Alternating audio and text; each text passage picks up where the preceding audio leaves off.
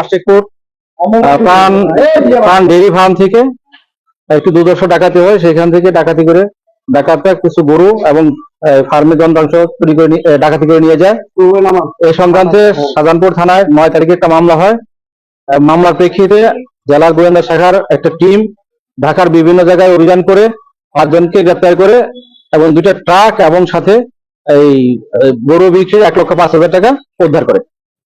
পরবর্তী আইনগত ব্যবস্থা প্রক্রিয়াধীন। যে আসামিরা গ্রেপ্তার আছে তাদের বিরুদ্ধে আইনগত ব্যবস্থা সহ এবং এই পরবর্তী কার্যক্রম প্রক্রিয়াধীন। এজাহারে যেটা বর্ণিত আছে এবং যন্ত্রাংশ সহ 22 লক্ষ টাকা এবং উদ্ধার করা হয়েছে 1,05,000 টাকা।